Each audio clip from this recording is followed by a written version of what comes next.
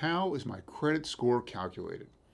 Hi, this is consumer protection attorney Bill Clanton. I've helped hundreds of consumers deal with inaccurate credit reporting, debt collection harassment, and other consumer related matters.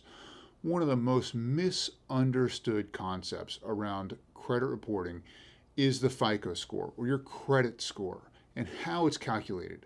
I don't know how many YouTube videos I've seen of people who say they are credit wizards or gurus or whatever, and they are wrong or give misinformation about credit scores. Now, nobody knows how credit scores are calculated.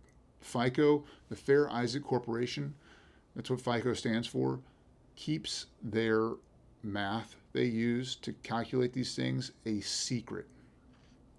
Now, studies have been done on what people's credit reports look like and then what their credit score ends up being.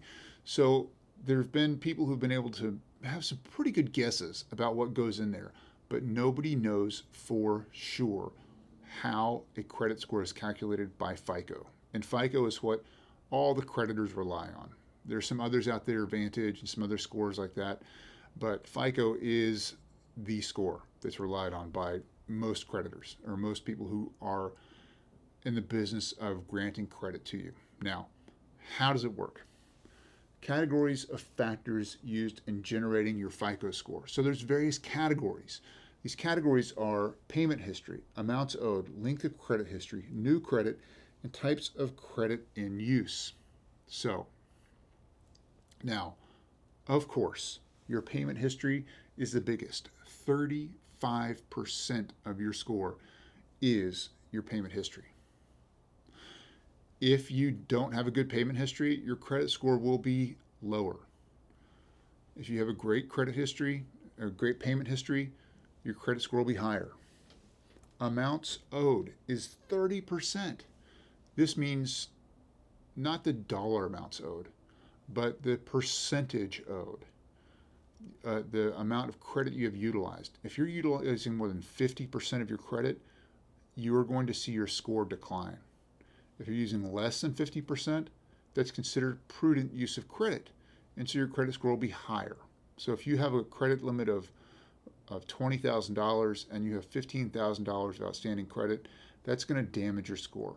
If you have a credit limit of $20,000 and you're only using $5,000, that's going to look much better. It's going to result in a higher credit score. Length of credit history. Now, this is just 15%. So it's not as big of a factor as the amounts owed or payment history, but it's still a factor. The length of your credit history. Being a long time having a long credit history or having a long-term use of a credit, say you have a credit card for 10 years, that's going to be much better than only having a credit card for 6 months. Sometimes people with 25-year credit histories, think of a mortgage or somebody's had a credit card for a long, long time, that's going to enhance your score greatly. New credit. Having new credit can be helpful if it shows that you're using credit prudently. Having buying a new car will help you if you're making payments on it on a regular basis and keeping current with it. Types of credit in use. Credit bureaus, or the FICO, likes to see multiple types of credit in use. This means a credit card, a mortgage, a car note, maybe a retail credit card. This is a good mix of use of credit, and this has been known to enhance your credit score. Now, this is just 10%, but that with a good length of credit history is 25%, which is a fair amount of your credit score. About 19 million of consumers, or 88.3% of the adult U.S. population, have files that are not scorable due to a lack of sufficient or recent activity. That's a lot.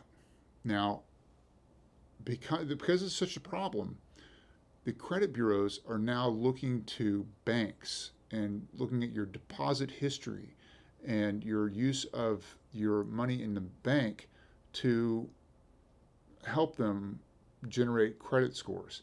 This is a very new thing, and it's not well known, it's not well documented, and they're still trying to figure out if it'll be helpful in deciding people's credit scores.